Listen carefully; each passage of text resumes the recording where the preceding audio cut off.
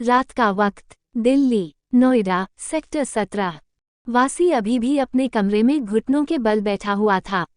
रुबीना जी आशियाना को बेसन और घी के लड्डू देकर वहां से रवाना कर चुकी थी। उनकी नज़र जैसे ही वासी के कमरे पर पड़ती है, वह जल्दी से भागते हुए वासी के पास आती हैं और वासी को देखते हुए बोलती हैं, बेटा, क्या हुआ? आप ऐसे क्यों बैठे हैं? क्या हुआ है? आप रो क्यों रहे हैं? बताएं क्या हुआ है? वासी उनके सीने से लगकर रोते हुए बोलता है, अम्मा वह जा रही है, वह मुझे छोड़कर जा रही है। मैं उससे बहुत मोहब्बत करता हूँ, आप जानती हैं ना, मैं उससे मोहब्बत करता हूँ। बचपन से मोहब्बत करता हूँ। मेरी मोहब्बत मुझसे दूर जा रही है। अम्मा वह मुझे छोड़कर जा रही है। अम्मा कुछ करें ना कुछ करें, उसे रोक ले, अम्मा मुझे छोड़कर जा रही है। मैं जी नहीं पाऊंगा अम्मा उसके बिना। उसे रोक लीजिए, मैं मर जाऊंगा उसके बिना। अम्मा रोक लेना उसे, कुछ करें अम्मा, रोक ले। मेरे दिल में दर्द उठ रहा है, वह मुझसे दूर, बहुत बहुत दूर जा रही है। अम्मा रोक ले उसे, प्लीज रोक ले, नहीं जी पाऊंगा उसके बिना। मर जाऊंगा, आपका बेटा मर जाएगा, प्लीज अम्मा रोक लीजिए। रुबीना जी अपने बेटे की ऐसी हालत देखकर उसे कस के गले लगा लेती हैं। वो इसमें कुछ नहीं कर सकती। भले ही आशियाना उसके देवर की बेटी थी, लेकिन उन्होंने उसे बहुत प्यार से पाला था। बचपन में ही आशियाना के मम्मी पापा की डेथ हो गई थी, तब रुबीना जी ने ही आशियाना और अरहम को पाला था, वासी की तरह। लेकिन वासी उससे मोहब्बत कर बैठा, लेकिन रुबीना जी आशियाना की मर्जी के खिलाफ उसकी शादी वासी से नहीं कर सकती थी। वो अपने एक बच्चे की खुशी के लिए दूसरी बच्ची की खुशियां नहीं मार सकती थी। उनकी खुशियों का गला नहीं घोट सकती थी। वो वासी को शांत करते हुए बोलती हैं, बेटा वह आ जाएगी, जल्दी आ जाएगी। वो सिर्फ पढ़ने गई है, वह आ जाएगी। अम्मा वह मेरे पास नहीं आएगी, वह मेरे पास कभी भी नहीं आएगी। आज मैंने उससे अपनी मोहब्बत का इजहार किया, उसने बोला वह मुझसे मोहब्बत नहीं करती, वह कभी भी मुझसे मोहब्बत नहीं करेगी। मैंने उससे बोला कोशिश करके देखो, हो जाएगी मोहब्बत, लेकिन वो बोलती है ऐसी कोशिश करने का क्या फ़ायदा जो कोशिश कभी भी मुकम्मल ना हो। वह कहती है उसने मुझे सिर्फ अपने भाई की नज़रों से देखा, उस नज़रों से नहीं देखा तो उस चीज़ के लिए कोशिश नहीं करना चाहती। आप बोले ना वो कोशिश करे मुझसे मोहब्बत करने की, वो पक्का मुझसे मोहब्बत कर लेगी। मैं तो एक फरमाबरदार बैठा हूँ ना, मैंने तो कभी किसी की नाफरमानी भी नहीं करी, मैंने तो कभी भी नमाज भी नहीं छोड़ी, मैं तो पूरी पंचवक्ता नमाज पढ़ी है, फिर मेरे साथ ही ऐसा क्यों हो रहा है? अम्मा मुझे नजमा यीशु में क्यों डाला जा रहा है? खुदा मेरी आसमां से क्यों ले रहा है? अम्मा मैं ये आजमाइश नहीं दे पाऊंगा, खुदा मुझसे जो भी आसमान से ले ले, मैं सारी आसमां से देने को तैयार हूँ, लेकिन यह आजमाइश में नहीं दे पाऊंगा। मैं खुद से अपनी आंसू को दूर नहीं कर सकता। अम्मा आप रोक लो उसे, अम्मा रोक ले, मर जाऊंगा मैं उसके बिना। रूबीना जी उसे शांत करते हुए बोलती हैं, बेटा रोने से कुछ भी नहीं होगा, बहुत जल्दी आ जाएगी और तुम्हारी मोहब्बत को जरूर कबूल करेगी। बस अपना सलाम हिलाते हो, बोलते नहीं अम्मा वह मेरी मोहब्बत को कबूल नहीं करेगी, कभी भी नहीं करेगी। वह बोल रही थी कि जो मुझसे मोहब्बत करता है मैं उसके पास जाऊं, लेकिन मुझसे कोई मोहब्बत नहीं करता, कोई भी मोहब्बत नहीं करता। वह बोलती है वह मेरे लिए बिल्कुल भी ठीक नहीं है, उसके लिए मैं एक अच्छी लड़की खुद के लिए डिज़र्व करता हूँ, लेकिन अम्मा वह ये क्यों नहीं मानती कि वही सबसे अच्छी लड़की और वह मेरे लिए ही बनी है। अम्मा कुछ करो, अम्मा उसे रोक लो। वासी रोए जा रहा था, लगातार रोए जा रहा था। रूबीना जी से उसकी हालत देखी नहीं जा रही थी। आज पहली बार वह रोया था, इतना ज्यादा रोया था। वह अपने अप्पा के इंतकाल में इतना ज्यादा नहीं रोया था जितना वह आज रो रहा था। उसका दिल ऐसा लग रहा था जैसे 1000 टुकड़ों में टूट गया हो। वहीं दूसरी तरफ इंदिरा गांधी एयरपोर्ट, आशियाना, आरव और अरहम के साथ एयरपोर्ट पर खड़े हुए थी। अरहम आशियाना को समझाते हुए बोलता है, आशियाना तुम वहां पर किसी से भी बात नहीं करोगी, तुम चुपचाप अपने हॉस्टल जाओगी और हॉस्टल के अलावा कहीं भी नहीं जाओगी। आशियाना अरहम की बात सुनकर बोलती है, भाई हम हॉस्टल कैसे जाएंगे? हम हॉस्टल रहने नहीं जा रहे, हम वहाँ खुशहाली को लेने जा रहे हैं, तो हमें खुशहाली को लाने के लिए हमें सिंघानिया हवेली में इंटर होना पड़ेगा। उद्धरण चिन्ह। आरव आशियाना की बात सुनकर बोला, और वह तुम कैसे करोगी? भाई उसके लिए हम कुछ ना कुछ तिकड़म लगा ही लेंगे। कैसे भी हम सिंघानिया हवेली में इंटर कर जाएंगे और खुशहाली को मौका देख वहां से निकाल लेंगे। आप चिंता मत करिए, अब आप लोग जल्दी से हमें आशीर्वाद दीजिए कि हम खुशहाली को सही सलामत वहां से निकाल और सारे सिंघानिया से दूर यहाँ दिल्ली में ले आए। जल्दी से हमें आशीर्वाद दीजिए, जल्दी से बोलिए कि हम अपने मिशन में कामयाब हो। अरहम और आरव मुस्कुराते हुए बोलते हैं, हाँ, हमारी बहन अपने मिशन में कामयाब हो और हमारी खुशहाली को सही सलामत वहां से जल्दी से लेकर आ जाए। वो मुस्कुराते हुए दोनों एक साथ बोल रहे थे। आशियाना भी मुस्कुरा देती है, तभी वहां पर उसकी फ्लाइट की अनाउंसमेंट होने लगती है। आशियाना अरहम को गले लगाकर बोलती है, ठीक है भाई, अब हम चलते हैं। फिर आरव से बोलती है, भाई अब चलते हैं, हम पहुंचकर आप दोनों को कॉल करेंगे, उठा लीजिएगा। दोनों मुस्कुराते हुए बोलते हैं, हाँ हाँ, हम उठा लेंगे। आशियाना वहां से जाने लगती है। अरहम उसे रोकते हुए बोलते हैं, रुको, हाँ सुनो, तुम्हारी टिकट बिजनेस क्लास की है, नॉर्मल क्लास में नहीं है। ध्यान से सही जगह पर बैठ जाना। आशियाना अपना सर हाँ में हिला देती है और वो अंदर चली जाती है।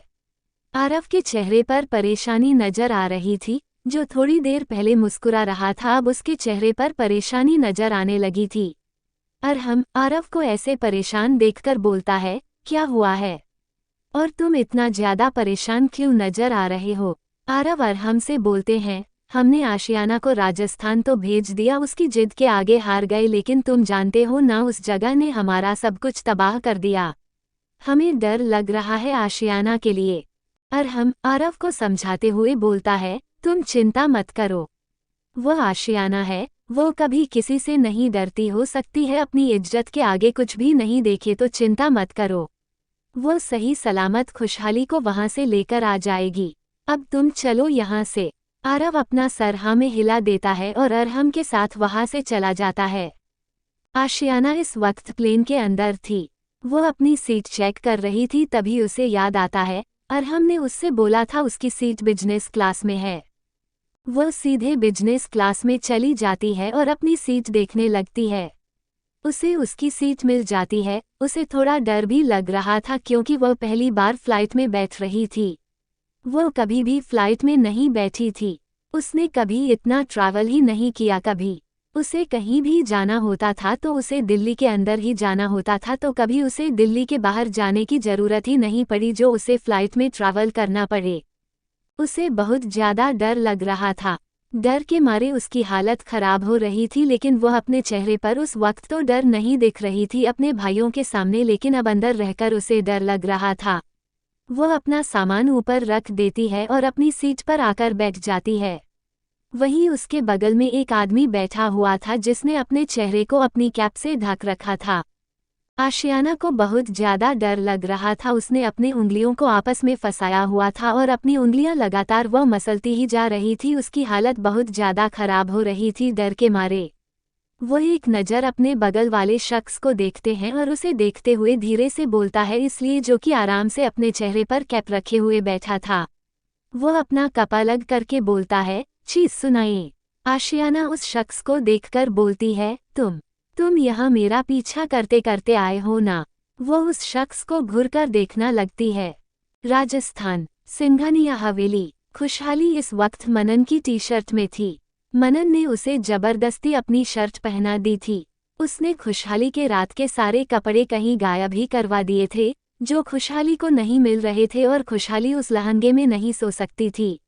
उसे लहंगा पहनकर नींद नहीं आती थी। उसे सोने के लिए बिल्कुल कंफर्टेबल कपड़े चाहिए होते थे, लेकिन उसके पास तो आज पहनने के लिए उसके कपड़े ही नहीं थे। उसके कपड़े जैसे कहीं गायब हो गए थे। मनन उसे जबरदस्ती अपनी शर्ट पहनने को दे देता और बोलता, अगर वह 5 मिनट के अंदर वह टी शर्ट पहनकर बाहर नहीं निकली तो मनन खुद आकर उसे टी शर्ट पहनाएगा और उसके बॉडी का हर एक इंच देखेगा और उसे अच्छे से एक्सप्लोर करेगा, जिससे खुशहाली बहुत ज़्यादा घबरा जाती है और जल्दी से ऊपर टी शर्ट पहनकर बाहर आ जाती है। वह अपने छोटे छोटे हाथों से उस टी शर्ट को जबरदस्ती नीचे घसीटने की कोशिश कर रही थी, लेकिन वह टी शर्ट तो नीचे आ ही नहीं रही थी। वह टी शर्ट तो ऊपर ही अटक कर रह गई थी। वह टी शर्ट नीचे आने का नाम ही नहीं ले रही थी। मनन खुशहाली की ऐसी हरकतों को देखकर बोलता है, टी शर्ट जितनी है उतनी ही रहेगी और नीचे नहीं आएगी। वैसे तुम इस टी शर्ट में बहुत ही ज़्यादा प्यारी लग रही हो। अब मेरा आपको गले लगने का मन कर रहा है, आईना हमारे गले लग जाए। खुशहाली मनन को देखते हुए कुछ भी नहीं बोली, बस अपना चेहरा दूसरी तरफ घुमा लेती है। उसे मनन के ऊपर गुस्सा आ रहा था, बहुत ज्यादा गुस्सा। मनन उसकी इस हरकत पर उसे देखते हुए हल्का सा हंसकर बोलता है, ओह, तो हमारी नन्ही सी चिड़िया को गुस्सा भी आता है। खुशहाली मनन की यह बात सुनकर अपने चेहरे पर दुनिया जहां का गुस्सा लिए मनन को घूरते हुए बोलती है, तो क्या गुस्सा बस आपको आता है? सिर्फ अंकल ही गुस्सा कर सकते हैं, हम गुस्सा नहीं कर सकते हैं। सिर्फ सारे गुस्से करने का ठेका आपने ही ले रखा है। हम भी गुस्सा कर सकते हैं। इतना बोलकर वह दोबारा अपना मुंह फुला लेती है और सीधे जाकर बेड पर लेट करवट लेकर लेट जाती है। उसने खुद को ब्लैंकेट से पूरी तरीके से कवर कर लिया था। वो मनन से इस वक्त लड़ना नहीं चाहती थी। मनन खुशहाली के पास जाने लगता है, तभी उसका फ़ोन बजने लगता है। वह अपना फ़ोन उठाकर बोलता है, हेलो। तभी दूसरी तरफ से कुछ कहा जाता है, जिसे सुनकर मनन बोलते हैं, व्हाट? इस वक्त तुम लोगों का दिमाग खराब है। हम इस वक्त मीटिंग लेंगे। मीटिंग लेने का कोई टाइम होता है? ये रात के वक्त हम सपने सोने के वक्त अपनी नींद हराम करके मीटिंग ले। उद्धरण चिन्ह। दूसरी तरह से उसका असिस्टेंट रिक्वेस्ट करते हुए बोलता है, सर प्लीज़ मीटिंग ले लीजिए। वह हमारे इंटरनेशनल क्लाइंट्स है और वो इंसिस्ट कर रहे थे इस वक्त मीटिंग लेने को। उनके इधर थोड़ी ना रात हो रही है, हमारे यहाँ रात हो रही है। हमने समझाया, फिर भी वो कह रहे हैं मीटिंग होगी तो आज होगी, नहीं तो मीटिंग कैंसिल। मनन एक गहरी सांस लेकर एक नज़र खुशहाली को देखता है, जो कि ब्लैंकेट ओढ़े सो रही थी या फिर दिखा रही थी कि वह सो रही है। मनन को इस बारे में बिल्कुल भी नहीं पता था। वह जल्दी से बोलता है, ठीक है, हम तैयार हैं मीटिंग देने के लिए। इतना बोलकर वो कॉल कट कर देता है और अपना लैपटॉप उठाकर खुशहाली के पास आकर बैठ जाता है। उसने अपने कानों पर एयरपोर्ट्स लगाए हुए थे और वो मीटिंग अटेंड करने लगता है। वह क्लाइंट्स के साथ मीटिंग ले रहा था, तभी उसे कुछ आवाज़ आने लगती है और उसे अपने हाथ पर कुछ महसूस होता है। वह अपने हाथ को देखता है, जिसमें खुशहाली अपने नन्हे नन्हे छोटे से हाथों को लपेटा हुआ था और वो उसके हाथों पर लिपट कर रो रही थी। मनन की आंखें हैरानी से बड़ी हो जाती हैं। वो खुशहाली को देखने लगता है, जो उसके हाथों से लिपट रो रही थी और धीरे धीरे खिसकते हुए उसके पैर पर अपना पैर रख लेती है और अभी भी लगातार रोए जा रही थी। मनन अपना लैपटॉप अपने पैरों से उठा लेता है ताकि खुशहाली को बिल्कुल भी तकलीफ ना हो, उसकी नींद बिल्कुल भी खराब ना हो। वह जल्दी जल्दी मीटिंग खत्म करता है, लेकिन मीटिंग खत्म होने का नाम ही नहीं ले रही थी। मनन बोलता है, मीटिंग इज क्लोज, मीटिंग खत्म हो गई है, बाकी आपको सारी डिटेल्स हमारा असिस्टेंट दे देगा। इतना बोलकर वह अपना लैपटॉप बंद कर देता है और खुशहाली को देखने लगता है, जो अभी भी रो रही थी। फिर रोते हुए धीरे धीरे कुछ बड़बड़ रही थी, जो मनन को अच्छे से समझ में नहीं आ रहा था। मनन थोड़ा झुककर खुशहाली के चेहरे के पास अपना चेहरा ले जाकर ध्यान से उसकी बातें सुनने लगता है।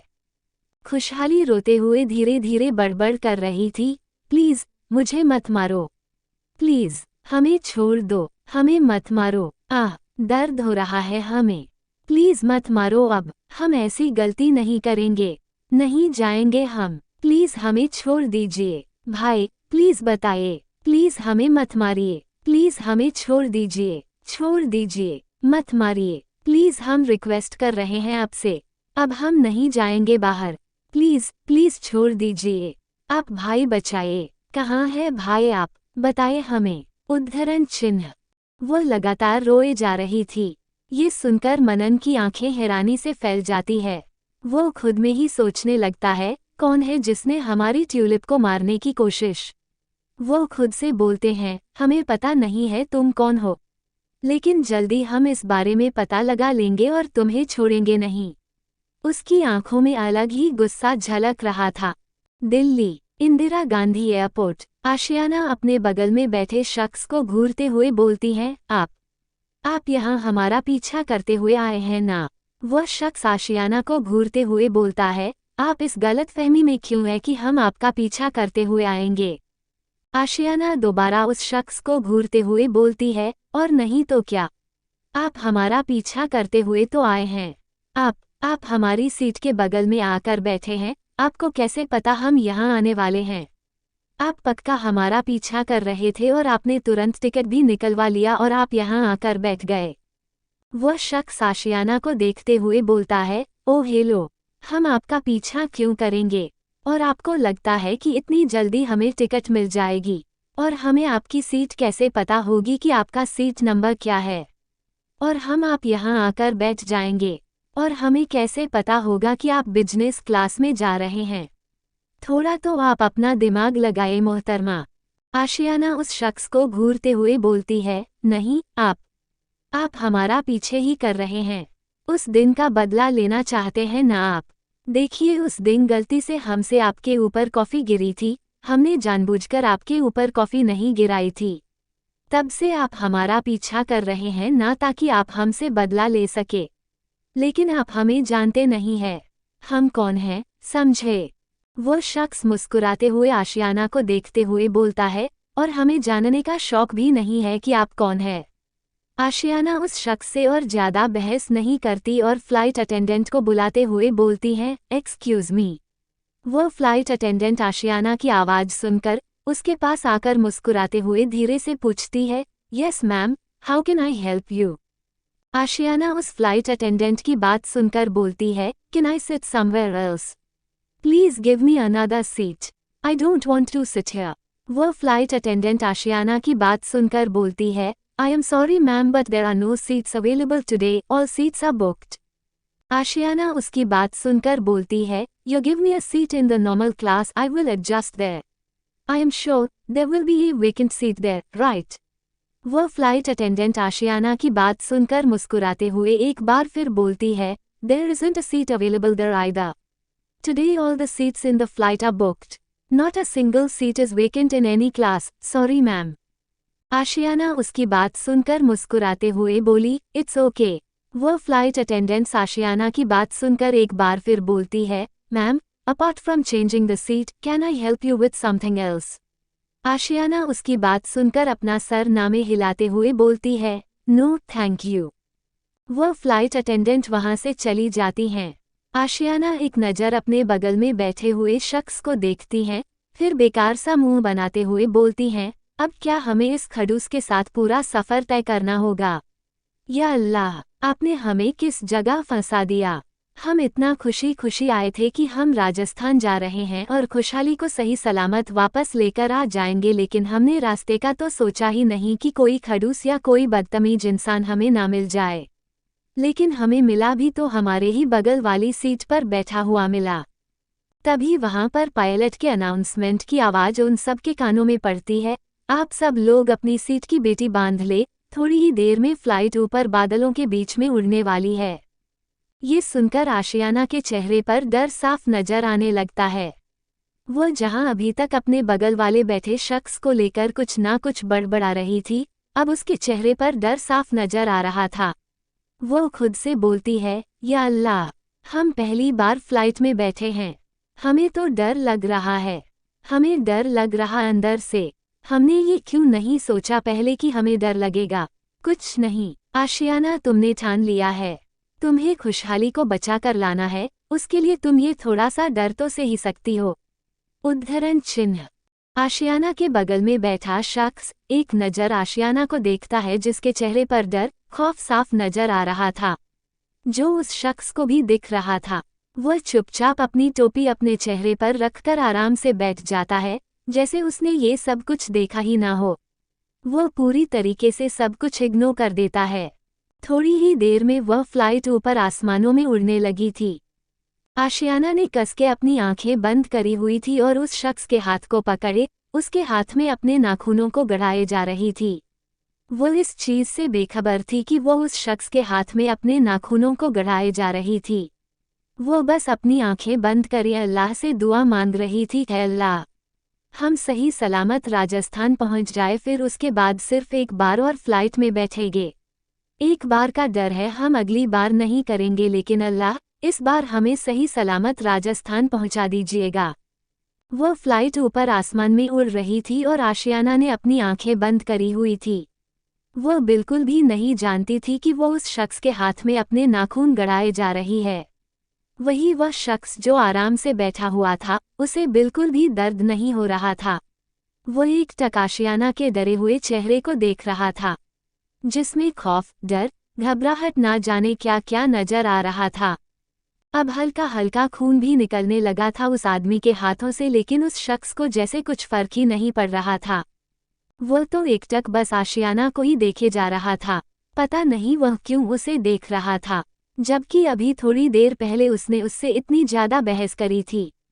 फिर भी वह उसे देखे जा रहा था। आशियाना के चेहरे जैसे होंठ बार बार फड़फड़ा रहे थे। उसकी आंखें बंद थी, फिर भी उसकी पलकें बार बार फड़फड़ा रही थी। वह शख्स आशियाना को देखते हुए धीरे से खुद से बोलता है, खूबसूरत, क्या लड़की है, हमने पहले ये सब क्यों नहीं देखा, क्या गजब का कहर ढा रही है, इस डरे हुए चेहरे में भी कितनी खूबसूरत लग रही है। आशियाना को जब लगता है कि वह सही सलामत आराम से फ्लाइट में कंफर्टेबल हो गई है, वह तब जाकर अपनी आंखें खोलती है। वो एक गहरी सांस लेती है, तभी उसे महसूस होता है जैसे कोई बहुत देर से देख रहा हो, ऐसे जैसे उसके अंदर गहराई तक झांक लेगा। वह अपनी गर्दन थोड़ी घुमा करके देखती है कि वो शख्स लगातार उसे है देखे जा रहा था। वह शख्स को देखते हुए बोलती है, हेलो, क्या क्या देख रहे हैं आप? एक तो पता नहीं हमारी सीट आपकी सीट के बगल में क्यों हो गई है, ऊपर से ऐसी अजीब नज़रों से घूर कर क्यों देख रहे हैं? वह शख्स आशियाना को अपने हाथ की तरफ इशारा करता है। आशियाना पहले तो उसके इशारे को समझ नहीं पाती, फिर जब अपनी नज़रें नीचे करके देखती है, जहां उसने उस शख्स के हाथ में अपने नाखूनों को गड़ाया हुआ था और थोड़ा बहुत नहीं हद से ज़्यादा गाड़ा दिया था, जिससे उस शख्स के हाथ से खून निकल रहा था जो धीरे धीरे नीचे गिर रहा था। आशियाना जल्दी से अपना हाथ उस शख्स के हाथ से अलग कर लेती है। उसके नाखून पूरे उस शख्स के खून से सन गए थे। आशियाना उसके हाथ को देखते हुए बोलती हैं, आई एम सॉरी, हमने जानबूझकर नहीं किया, हमें नहीं पता था कि हमारे नाखून आपके हाथों में गड़े हुए हैं। सॉरी, माफ कर दीजिए। आशियाना के चेहरे पर गिल्ट नजर आने लगा था, क्योंकि उस शख्स के हाथ से वाकई में काफी ज्यादा खून निकल रहा था। जब हमारे नाखून आपके हाथ पर गड़ रहे थे, आपको खून निकल रहा था, तो आपने हमसे कुछ बोल क्यों नहीं? ये सुनकर वह बोलता है, आप इतनी खूबसूरत तरीके से डर रही थी कि हम आपसे कुछ बोल ही नहीं पाए। आशियाना आंखें फाड़े उस शख्स को देखने लगती है, लेकिन वो उसकी बातों पर कुछ ज्यादा ध्यान नहीं देती और जल्दी से फ्लाइट अटेंडेंट को बुलाती है। फ्लाइट अटेंडेंट आशियाना के पास आकर मुस्कुराते हुए बोलती है, yes ma'am, how can I help you? Ashiyana flight attendant को देखते हुए बोलती है, can we have a first aid box please? Flight attendant उसकी बात सुनकर मुस्कुराते हुए बोलती है, यस मैम, श्योर। इतना बोलकर वह वहां से चली जाती है। आशियाना अभी भी उस शख्स के हाथ को देख रही थी, जिससे अभी भी खून बह रहा था। वह जल्दी से अपने दुपट्टे को उस शख्स के हाथ में रख देती है और खून रोकने की कोशिश करने लगती है। आशियाना ने काफी अंदर तक अपने नाखून घुसट दिया था। अगर वह थोड़ा और अपने नाखूनों को फंसा देती तो पक्का उसकी कोई ना कोई नस कट जाती। आशियाना के नाखून काफी बड़े थे, जो आसानी से उसकी नसों तक जरूर पहुंच सकते थे। आशियाना के चेहरे पर गिल्ट नजर आ रहा था, वही वह सेक्स आराम से मुस्कुराते हुए आशियाना की तरफ देख रहा था। आशियाना उसके हाथ पर अपने दुपट्टा को रखे हुए थी और उसके बहते खून को रोकने की कोशिश कर रही थी। वह फ्लाइट अटेंडेंट आशियाना के पास दोबारा आती है और उसे फर्स्ट एड बॉक्स देके वहां से चली जाती है। आशियाना जल्दी से उस बॉक्स को खोलती है और उसमें से कॉटन निकालकर उसके खून को साफ करती है। फिर दूसरी बार कॉटन लेकर उस पे डेटॉल लगाकर उस शख्स के हाथ पर लगाने लगती है।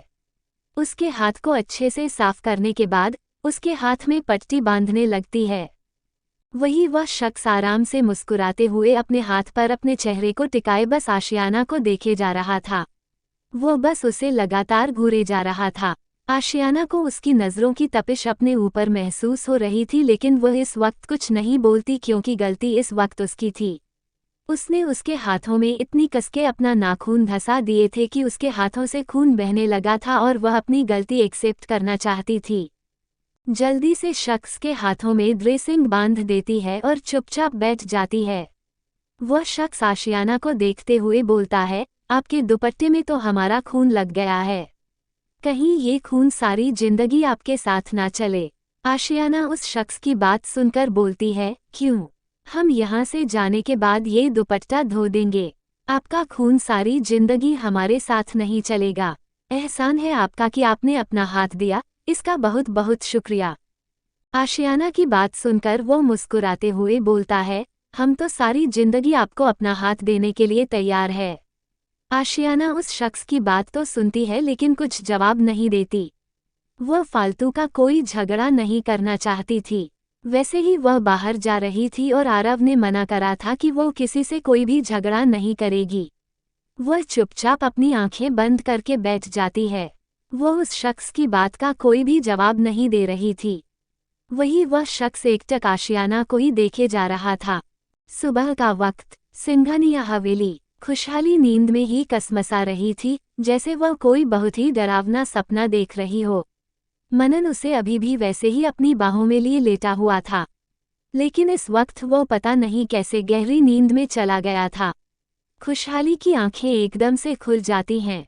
वो गहरी सांस लेने लगती है और उसकी नज़र मनन के चेहरे पर चली जाती है, जो दिखने में बहुत ज़्यादा हैंडसम लग रहा था, बाला का हसीन। खुशहाली तो बस एकटक उसके चेहरे को देखती रह जाती है। उसने इस वक्त ये भी ध्यान नहीं दिया था कि वो मनन के ऊपर लेटी हुई है और मनन का हाथ उसके शर्ट के अंदर है। मनन ने एक हाथ से खुशहाली की कमर को कस के पकड़ा हुआ था, वही दूसरा हाथ उसकी शर्ट के अंदर डाल उसके पेट को धीरे धीरे सहला रहा था और वो वही अपने हाथ को रखे हुए सो जाता है। खुशहाली इस चीज से बेखबर बस मनन के चेहरे को देखे जा रही थी, जिसके बाल बिखरे हुए थे। मनन वैसे ही अपनी आंखें बंद करे बोलता है, हैंडसम लग रहे हैं ना हम, इसलिए आप हमें देख रही है ना? खुशहाली उसकी बात सुनकर तुरंत हड़बड़ा जाती है और खुद को छुड़ाने की कोशिश करने लगती है। वो मनन को देखते हुए बोलती हैं, ये गलत बात है। आप हर बात अपनी आंखें बंद करके हमें चकमा देते हैं कि आप सो रहे हैं। ये गलत बात है, छोड़िए हमें नहाना है। अब जाकर खुशहाली ध्यान देती है कि मनन का हाथ उसके पेट पर रखा हुआ है। उसकी आंखें हैरानी से बड़ी हो जाती है। वो मनन को देखते हुए बोलती है, यह आप क्या कर रहे हैं? हटाए अपना हाथ। मनन खुशहाली की बात सुनकर हल्का मुस्कुराते हुए बोलता है, ट्यूलिप, हम तो अपनी ब्यूटीफुल सी बीवी को रिलैक्स फील करा रहे थे, जो थोड़ा सा परेशान हो गई थी और इससे काफ़ी ज़्यादा रिलैक्स फील होता है। कल रात भी तो आपको काफ़ी ज़्यादा रिलैक्स फील हो रहा था ना? हमारे ऐसे करने से आपको सच में बहुत रिलैक्स फील होगा। इतना बोलकर वह अपने हाथ को खुशहाली के पेट पर चलाने लगा था। वो कभी अपने हाथ को नीचे लेकर जाता तो कभी ऊपर लेकर जाता। वह धीरे धीरे खुशहाली के पेट को सहला रहा था। वह जब अपने हाथों को ऊपर लेकर जाता तो उसके हाथ खुशहाली के सीने से टकरा जाते हैं, जिससे खुशहाली को अपने पूरे बदन में एक अजीब सी झंझनाहट दौड़ते हुए महसूस हो रही थी। वह अपनी आंखें बड़ी करे मनन को घूरते हुए बोलती है, यह आप क्या कर रहे हैं? उसकी आवाज़ उसका साथ नहीं दे रही थी। वो हकला रही थी। वह वैसे ही हकलाते हुए बोलती हैं, ये हटाए अपना हाथ। हम हो गए रिलैक्स हो गए, हमें नहाना है। वो बहुत ही जल्दी बोल रही थी क्योंकि अब उसे मनन के इंटेंशंस ठीक नहीं लग रहे थे। मनन की नज़रें कुछ और ही बयां कर रही थी। सुबह का वक्त, सिंघानिया हवेली खुशहाली मनन को लगातार धक्का दिए जा रही थी। वो उसे खुद से दूर करने की कोशिश कर रही थी, लेकिन मनन उससे 1 इंच भी दूर नहीं हो रहा था। कहाँ खुशहाली फूल सी, छोटी सी, नाजुक सी लड़की और कहाँ मनन इतना सख्त पत्थर जैसा आदमी जिसे हिलाना किसी के भी बस की बात नहीं थी। उसे अच्छे पहलवान भी हिला नहीं पाते थे और यहाँ तो छोटी सी, नाजुक सी खुशहाली थी जो उसे 1 इंच भी हिला नहीं पा रही थी। मनन उसके गालों पे आए बालों को उसके कान के पीछे करते हुए बोलता है, क्यों आप फालतू की मेहनत कर रही हैं? आप हमें ज़रा सा भी हिला नहीं पाएंगे तो फिर कोशिश क्यों कर रही है? खुशहाली उसे वैसे ही लगातार हटाते हुए बोलती है, क्योंकि कोशिश करने वालों की कभी हार नहीं होती और जो कोशिश करते रहते हैं वो ज़रूर कामयाब होते हैं, और हम भी कोशिश करते रहेंगे तो आप जल्द से जल्द यहाँ से हमारे पास से दूर चले जाएंगे, हमें छोड़ देंगे। मनन उसके चेहरे के बिल्कुल करीब आकर उसके चेहरे पर अपनी गहरी सांसें छोड़ते हुए बोलता है, ट्यूलिप, कोशिश वहाँ की जाती है जहाँ पर कोशिश कामयाब होने की कोई गुंजाइश हो, लेकिन यहाँ तो आपकी कोई भी कोशिश कामयाब नहीं होगी, बल्कि तकलीफ आपको ही होगी। तो आप तकलीफ क्यों ले रहे हैं? हम जो कर रहे हैं हमें वो करने दीजिए ना। खुशहाली अपना सर नामे हिलाते हुए बोलती है, नहीं, आप गलत कर रहे हैं, आप गलत कर रहे हैं, छोड़िए हमें, हम आप ऐसे एक साथ नहीं हो सकते हैं, नहीं हो सकते। आपने बोला था कि आप हमारे भाई को ढूंढने में हमारी मदद करेंगे, फिर आप हमारी मदद क्यों नहीं कर रहे? क्यों नहीं ढूंढ रहे हमारे भाई को? हमें हमारा भाई चाहिए, हमें हमारे पास चाहिए हमारे भाई। मनन खुशहाली की बात सुनकर कुछ सोचते हुए बोलना, अच्छा, ऐसा हमने बोला था, लेकिन हमने ऐसा कब बोला था? हमें तो कुछ याद नहीं आ रहा है। खुशहाली मनन की बात सुनकर उसे आंखें फाड़कर देखने लगती है। वो उसे देखते हुए बोलती है, यह आप क्या बोल रहे हैं? आपने हमसे शादी के पहले बोला था आप हमारी मदद करेंगे हमारे भाई को ढूंढने में, तभी हमने आपसे शादी की थी, और आप अभी झूठ बोल रहे हैं। आप अपनी बात से मुकर रहे हैं। हमें नहीं पता था कि सिंघानिया अपनी कही हुई बातों से मुकर जाते हैं। सॉरी, हम भूल गए। आप तो हुकुमसा के बेटे हैं ना, तो आप में भी तो वही चीज़ होगी जो हुकुमसा में है। वो भी अपनी कही हुई बातें भूल जाते हैं, अपनी कही हुई बातों से मुकर जाते हैं। आप भी अपनी कही बात से मुकर गए।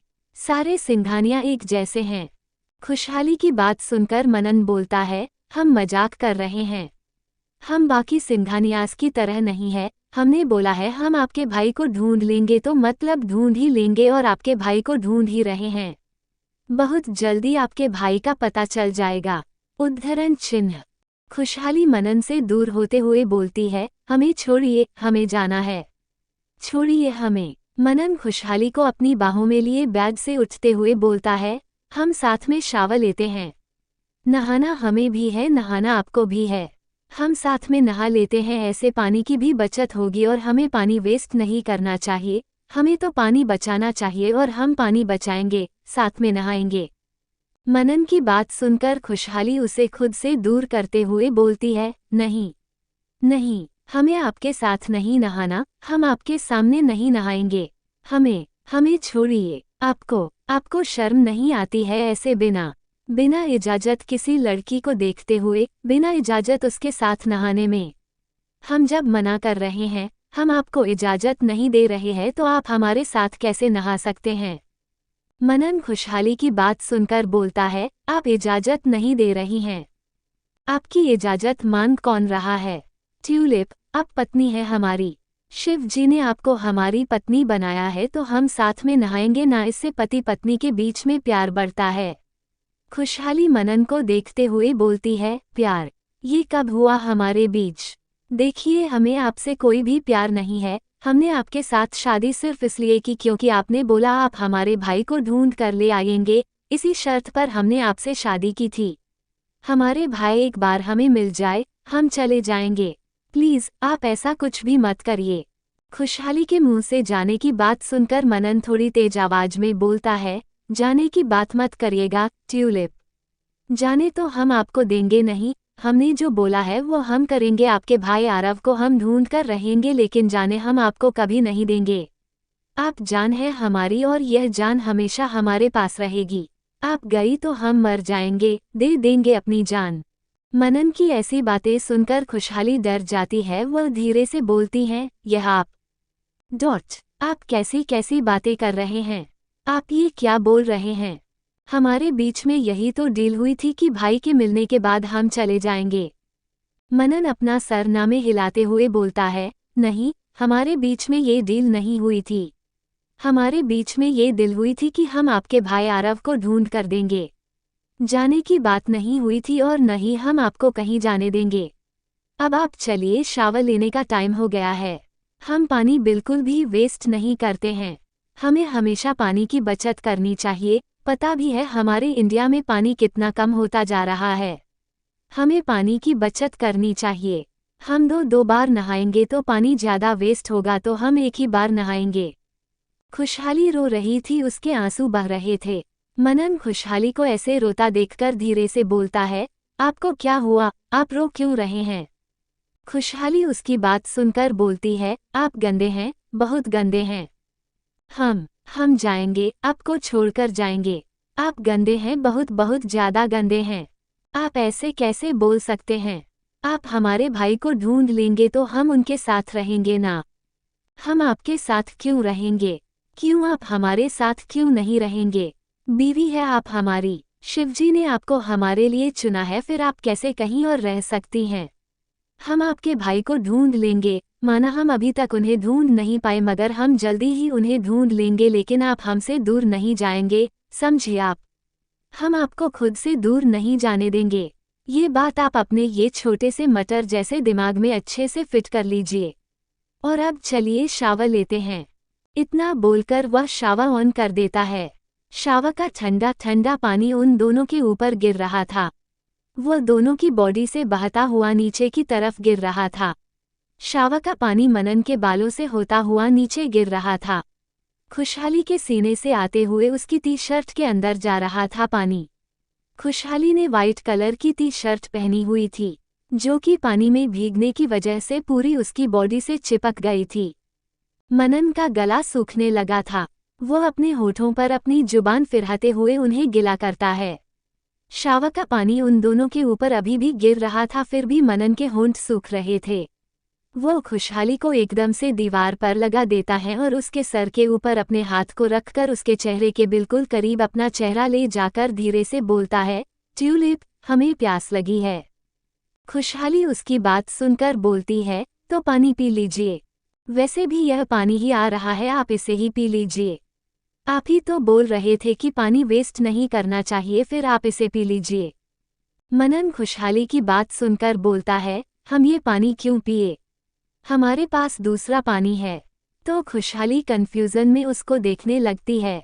मनन अपने एक हाथ को खुशहाली के चेहरे के पास रख के उसके होठों को अपने अंगूठे से धीरे धीरे छूते हुए बोलता है, हम इससे अपनी प्यास को बुझाएंगे। वैसे भी इंसान की बॉडी में 70% तक का पानी होता है, और जब हमारे पास हमारा पसंद वाला पानी है तो हम दूसरा पानी क्यों पिए? इतना बोलकर वह एक झटके में खुशहाली के होठों पर अपने होंठ रख देता है और उसे किस करने लगते हैं। खुशहाली आंखें फाड़े मनन को देखने लगती है। यह मनन उसके साथ क्या कर रहा था? एक बार पहले ही वह अपना कंट्रोल उससे खो चुकी थी और मनन को किस बैक देकर चुकी थी, लेकिन इस बार वह ऐसा कुछ भी नहीं करना चाहती थी। वह मनन को किस बैक नहीं कर रही थी, लेकिन मनन को आज इससे बिल्कुल भी फर्क नहीं पड़ रहा था। वह तो बस खुशहाली के होठों को धीरे धीरे बहुत ही प्यार से किस किए जा रहा था। वह बहुत प्यार से उसके होठों को किस कर रहा था, कभी उसके होठों को स्मूच कर रहा था, कभी उसके होठों को बाइट पर बाइट कर रहा था, कभी सिर्फ और सिर्फ स्मूच कर रहा था। उसकी किस अभी भी नहीं रुक रही थी।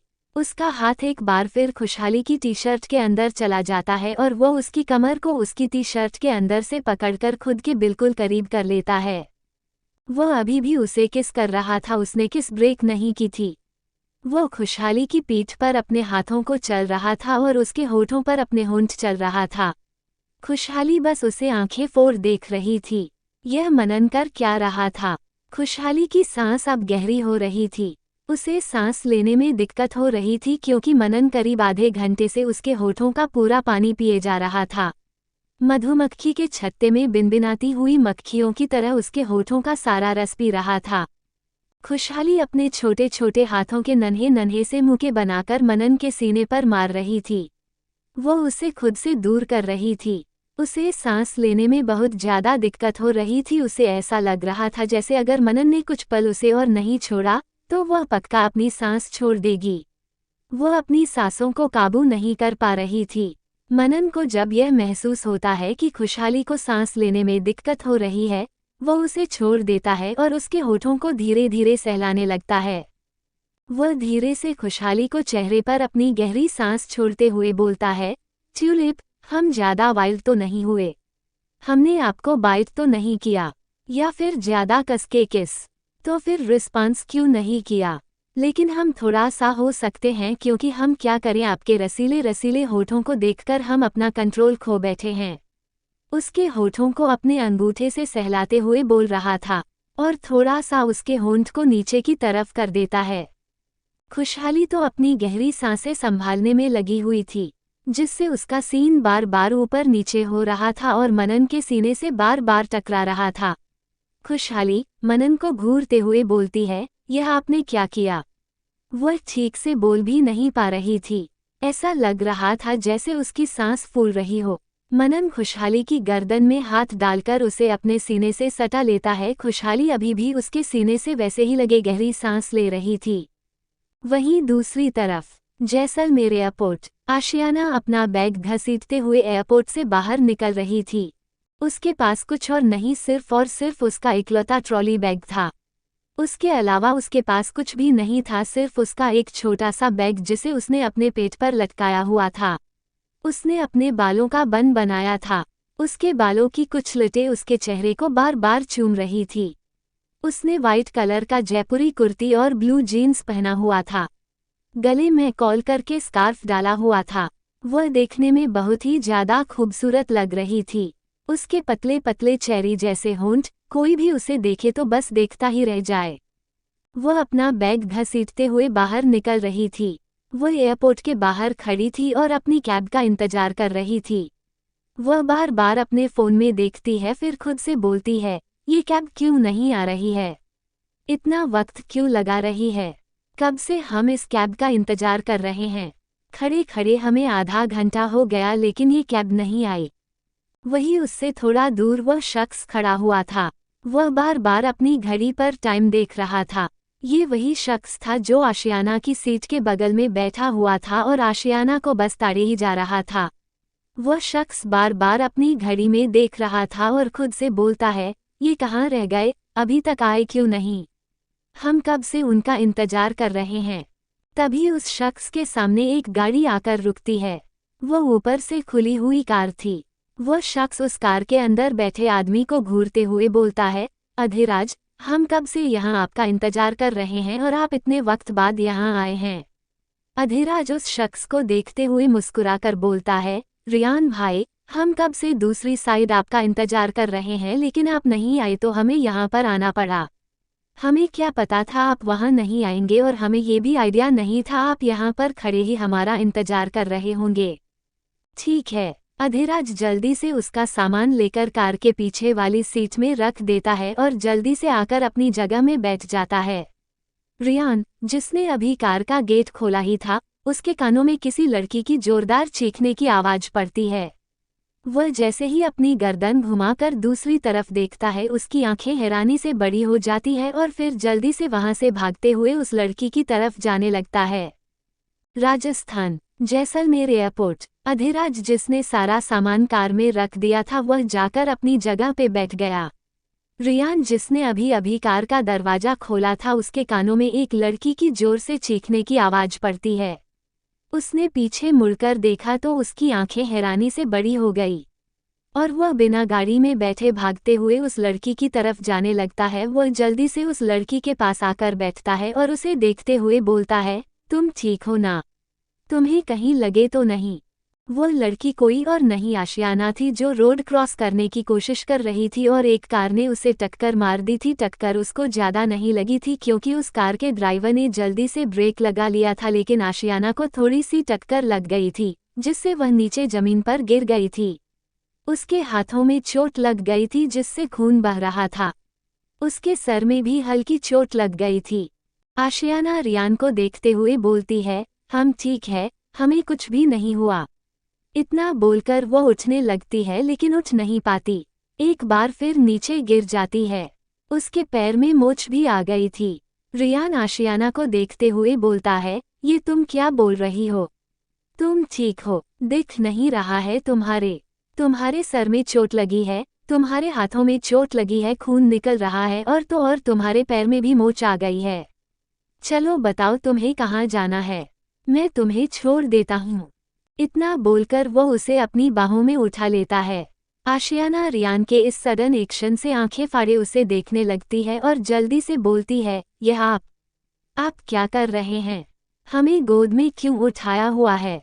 उतारिए हमें, क्या कर रहे हैं? सब लोग हमें देख रहे हैं। रियान आशियाना को देखते हुए बोलता है, जो लोग देख रहे हैं उन्हें देखने दीजिए ना। हम कुछ गलत नहीं कर रहे। आपके पैर में चोट लगी है, आपके सर में हाथ में चोट लगी है, आप बता दीजिए आपको कहाँ जाना है, हम आपको वहाँ छोड़ देंगे। इतना बोलकर वह लंबे कदमों से आशियाना को अपनी बाहों में लिए कार की तरफ आ रहा था। वह अधिराज को देखते हुए बोलता है, तुम यहाँ क्या खड़े खड़े हमारा मुंह देख रहे हो? जाओ जाकर बैग उठाकर लाओ इनका। अधिराज जो अभी तक मुंह खोले बस रियान को ही देख रहा था, जिनकी बाहों में एक लड़की थी। रियान जो हमेशा लड़कियों से दूर भागता था, लड़कियों से नफरत थी, जो बोलना था लड़कियां सिर्फ और सिर्फ पैसों की भूखी होती है।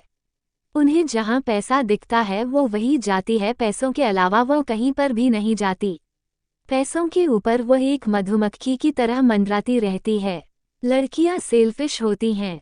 वह आज एक लड़की को अपनी बाहों में लिए हुआ था, वह भी उस लड़की के मना करने पर भी। रियान एक बार फिर अधिराज को देखते हुए बोलता है, तुम अभी तक यहाँ क्यों खड़े हो? जाओ जल्दी से इनका बैग उठा कर लाओ। रियान की बात सुनकर अधिराज जल्दी से कार से उतरता है और अपना सर हाँ में हिलाकर बोलता है, हाँ हाँ हम ला रहे हैं। इतना बोलकर वह जल्दी से भागते हुए जाता है और आशियाना का बैग उठाकर ले आता है। वह सारे बैग उठाकर पीछे डिक्की में डाल देता है, क्योंकि पीछे तो अब आशियाना बैठने वाली थी ना। आशियाना के साथ रियान भी पीछे बैठा हुआ था। वह आशियाना को अच्छे से कार में बैठ चुका था और खुद भी आराम से बैठ जाता है और अधिराज को देखते हुए बोलता है, तुम्हारी कार में फर्स्ट एड होगा ना? लाओ दो। अधिराज अपनी बत्तीसी दिखाते हुए बोलता है, सॉरी भाई, पर हमारी कार में फर्स्ट एड नहीं है। मतलब था, पहले था, लेकिन वह उसका सारा सामान खत्म हो गया था तो हमने उसे निकालकर अलग कर दिया और फिर दोबारा उसमें सामान रखना भूल गए। उद्धरण चिन्ह। वह अपनी गर्दन नीचे झुकाते हुए बोलता है। रियान अधिराज को घूरते हुए बोलता है, तुम क्या इडियट हो? कौन फर्स्ट एड कौन निकाल कर रखता है?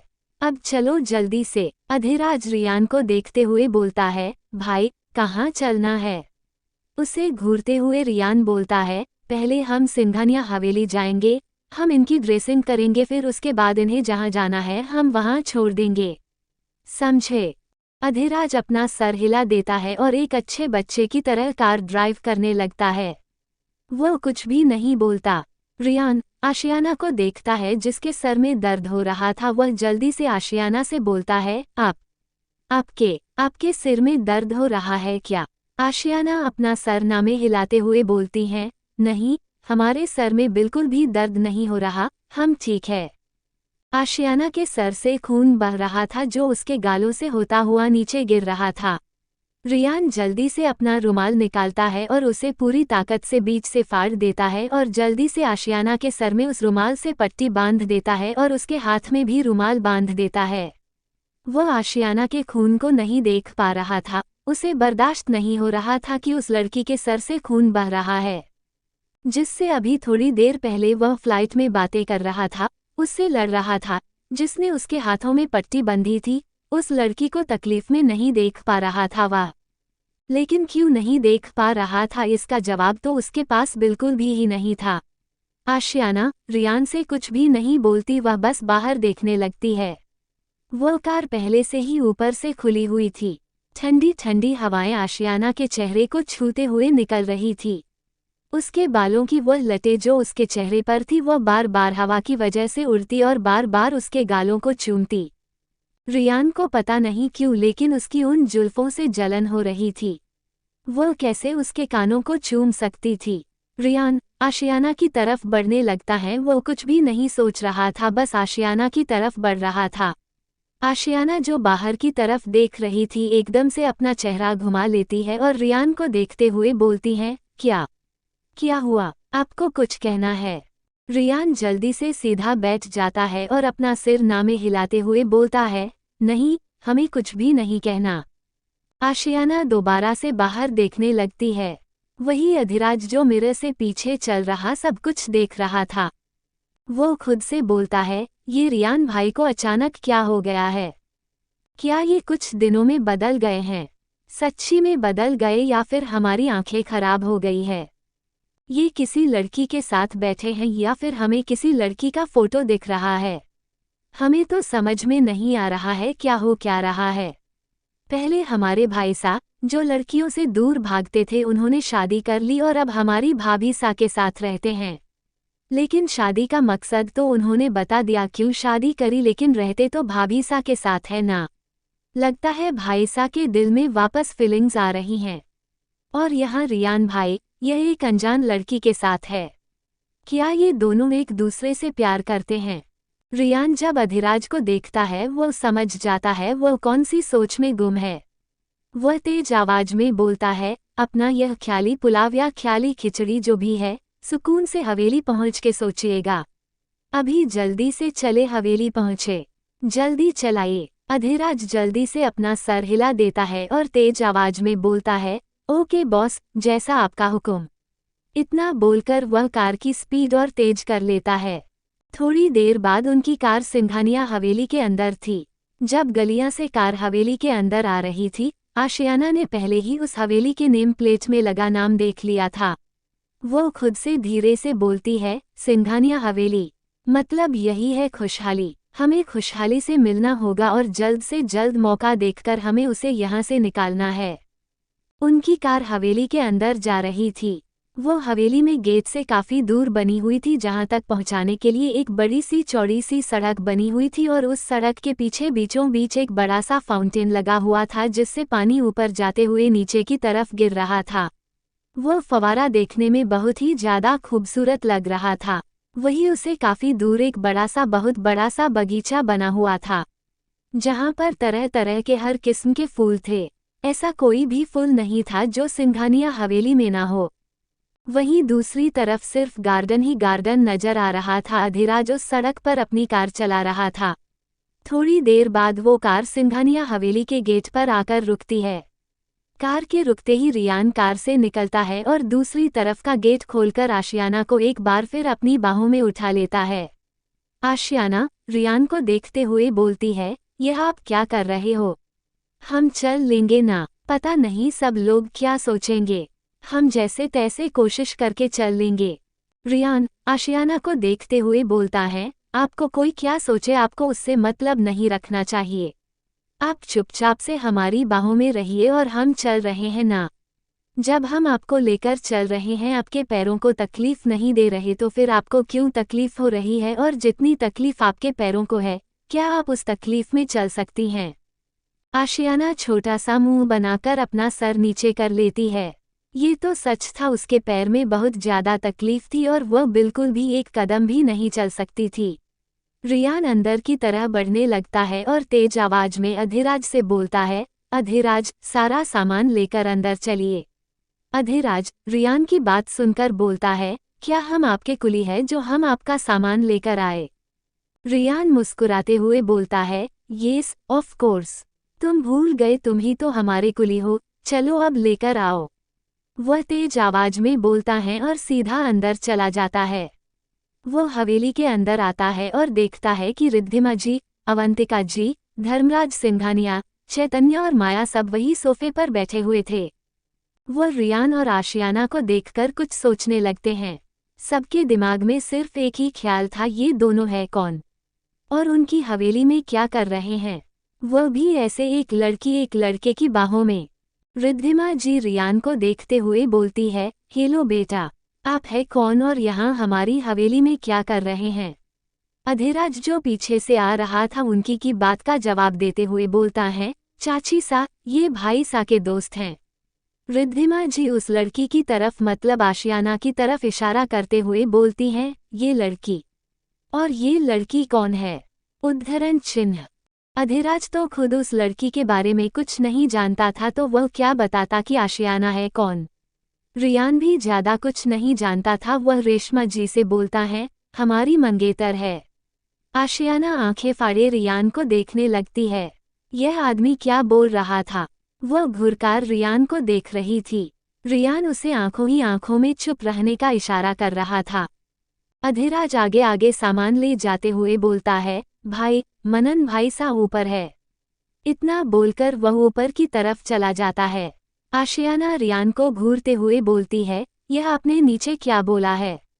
हम और आपकी मंगेतर, ये कब हुआ?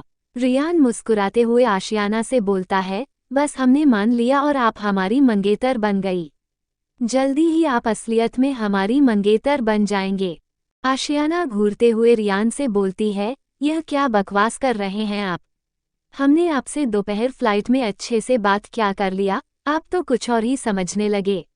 देखिए, हम यहाँ पर अपनी पढ़ाई के लिए आए हैं, ये फालतू की चीज़ करने के लिए नहीं। अब हमें यहाँ पर एक पल भी नहीं रुकना है। रियान आशियाना को देखते हुए बोलता है, आप ही ने तो बाहर बोला था ना कि अंदर सब लोग क्या सोचेंगे।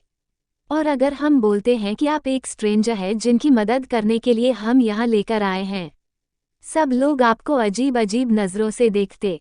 इसलिए हमने ये बोला कि आप हमारे मंगेतर हैं ताकि आपको कोई कुछ भी नहीं बोले। समझी आप? आशियाना रियान की बात सुनकर बोलती है, तो आप कुछ भी बोल देते। ये बोल देते हम आपके दोस्त हैं, मंगेतर बोलना जरूरी था। रियान मुस्कुराते हुए बोलता है, हाँ जरूरी था। इतना बोलकर वह आगे की तरफ कदम बढ़ा देता है और आशियाना बस उसे घूरती रह जाती है, वह कुछ बोल ही नहीं पाती उसे। अधिराज जो आगे आगे चल रहा था उसने आशियाना और रियान की सारी बातें सुन ली थी। वो 1 मिनट रुककर पीछे मुड़कर रियान को देखते हुए बोलता है, भाई क्या ये हमारी भाभी है? आपकी मंगनी हो गई, आपने हमें बताया क्यों नहीं? हमें आपकी मंगनी में आना था, हमें गोलगप्पे खाने थे। आपके उधर के गोलगप्पे क्या मस्त रहते हैं, गजब के। आपने बताया क्यों नहीं? आपकी मंगनी हो गई, ये तो अब हमारी भाभी है। रयान अधिराज को घूरते हुए बोलता है, बिल्कुल चुपचाप रहो, तुम्हारे घर वालों से बचने के लिए ये झूठ बोला है। हमारे बीच में ऐसा कुछ भी नहीं है। आशियाना जल्दी से बोलती है, हाँ हमारे बीच में ऐसा कुछ भी नहीं है। सिंघनिया हवेली, मनन का कमरा। मनन मुस्कुराते हुए पूछता है, आपको पसंद है? खुशहाली धीरे से बोलती हैं, हमारे हैं तो हमें पसंद तो होंगे ना। खुशहाली आंखें पड़े मनन को देखते हुए बोलती है, यह आप क्या कर रहे हैं? इन्हें दबा क्यों रहे हैं? मनन मुस्कुराते हुए बोलता है, ये बहुत बहुत ज़्यादा सॉफ्ट है, इतने सॉफ्ट कि हम बता नहीं सकते हैं, इसलिए हमें इन्हें दबाने का मन कर रहा है। खुशहाली आंखें फाड़े उसे देखते हुए बोलती है, लेकिन आप क्यों दबा रहे हैं?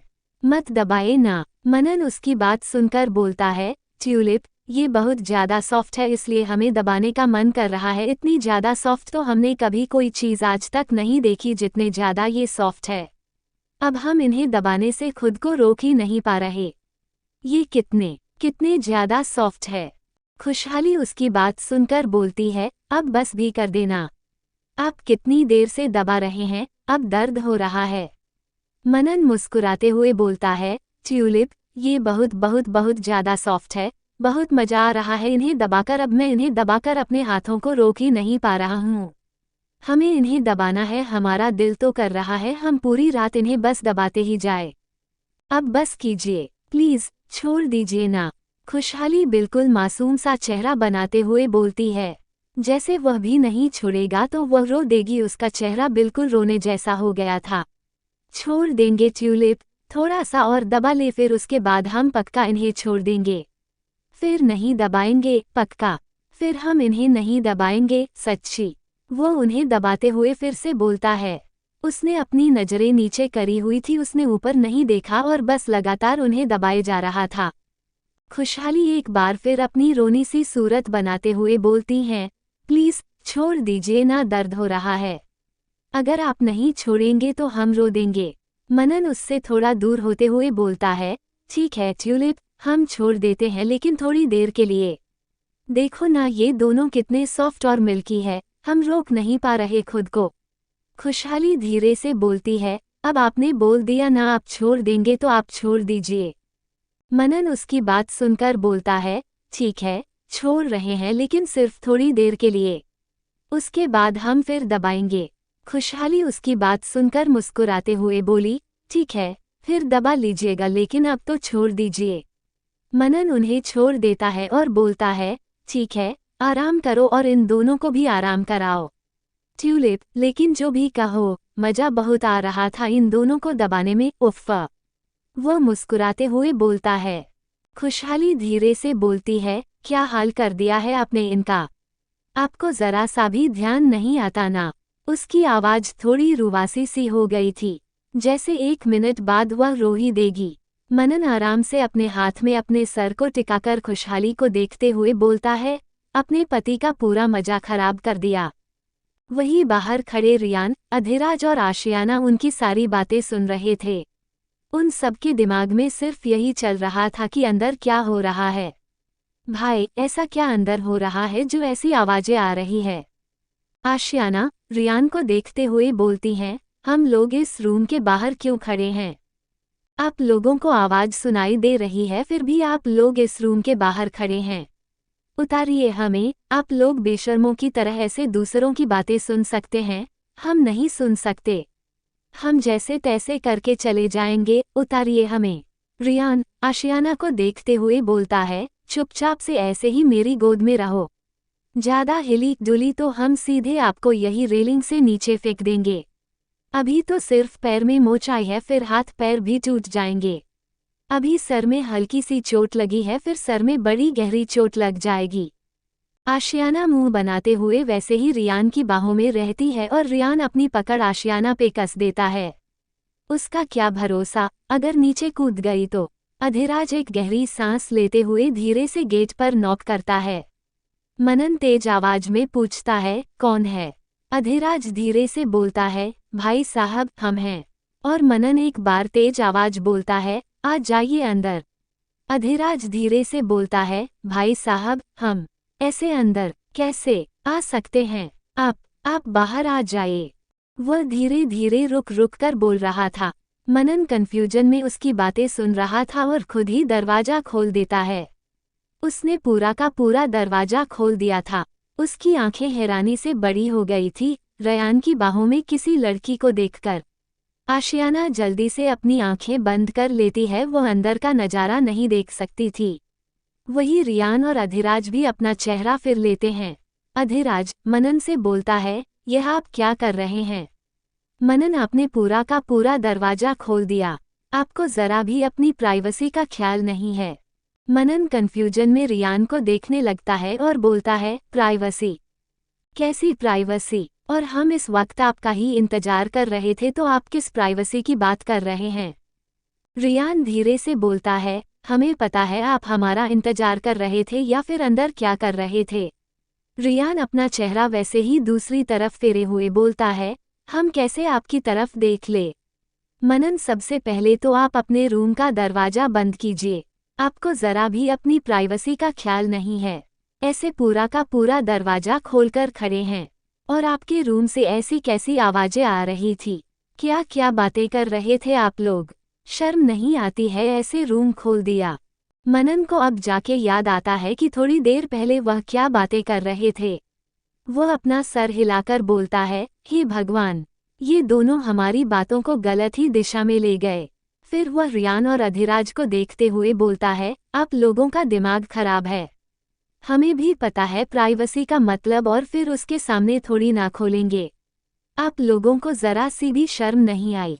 आइए चुपचाप से अंदर, ऐसा कुछ भी नहीं है जैसा आप सब सोच रहे हैं। आशियाना धीरे से अपनी एक आंख खोलकर देखती हैं। मनन ने तो पूरे कपड़े पहने हुए थे, वही उसके पीछे एक लड़की बेड पर बैठी हुई थी, जिसका चेहरा तो उसे साफ दिखाई नहीं दे रहा था, लेकिन उसने भी अपने कपड़े पूरे पहने हुए थे। वह अपना चेहरा नीचे करे कुछ कर रही थी।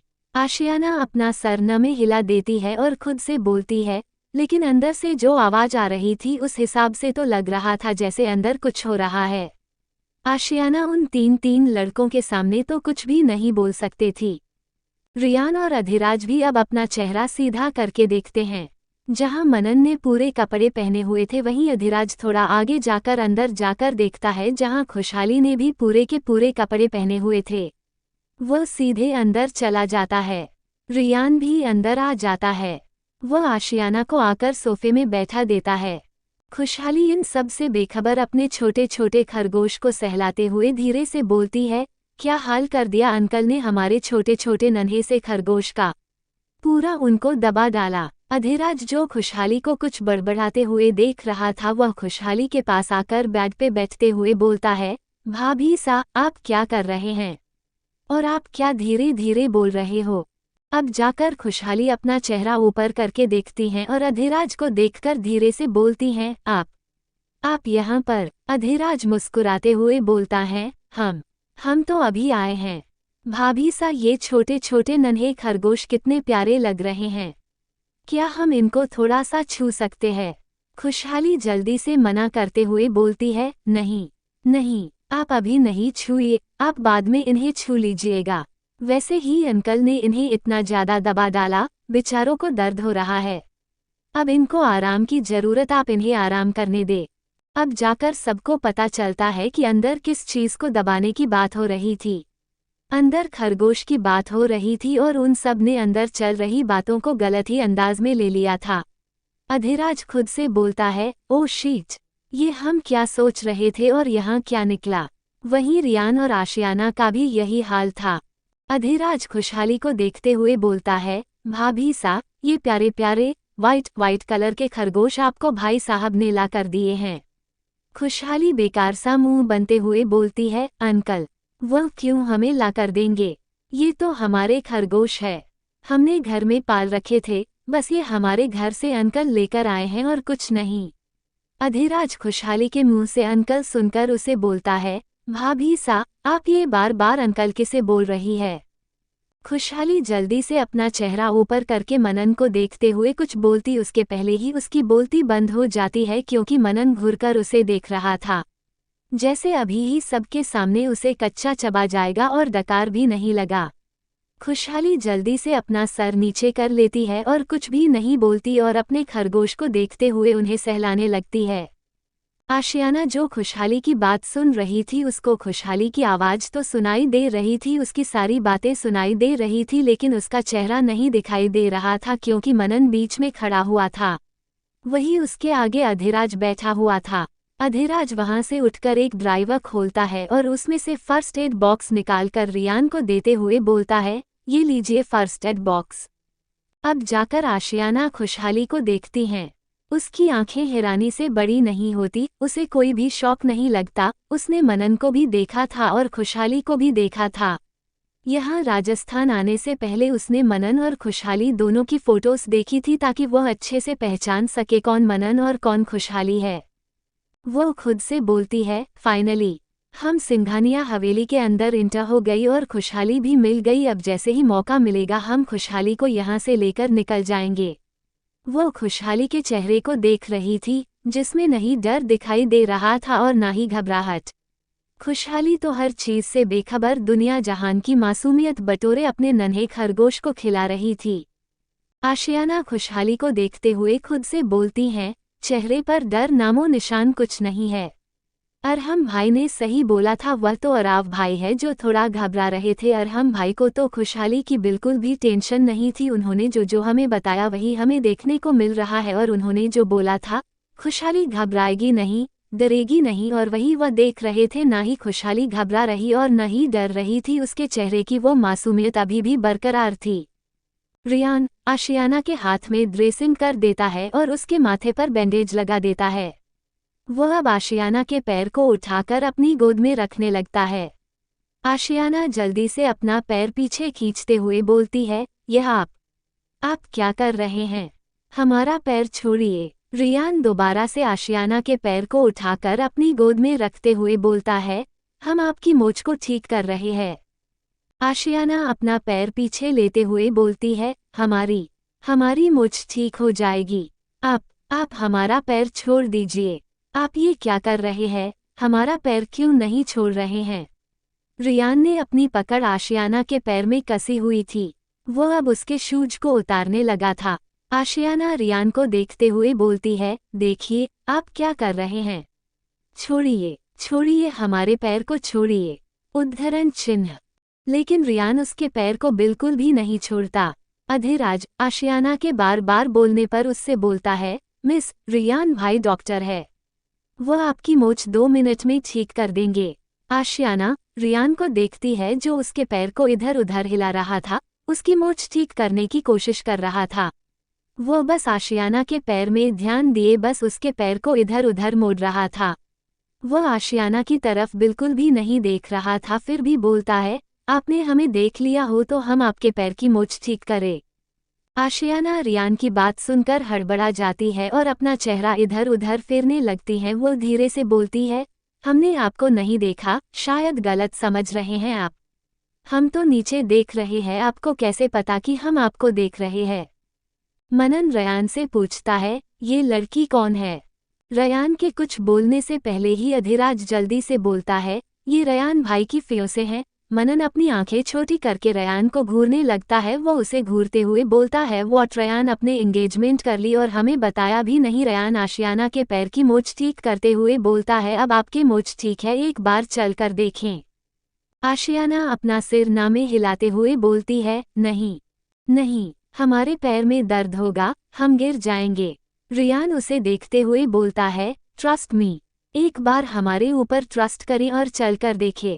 अच्छा हाथ दिखाएं। इतना बोलकर वह उसका हाथ पकड़ लेता है और उसे चलने को बोलता है। आशियाना धीरे से खड़ी होती है और अपना एक पैर आगे बढ़ाती है। उसके पैर में बिल्कुल भी दर्द नहीं होता, वह आराम से चल पा रही थी। वह दोबारा से बैठते हुए बोलती है, ये हमारा पैर ठीक हो गया है, बिल्कुल भी दर्द नहीं हो रहा। थैंक यू सो मच हमारा पैर ठीक करने के लिए।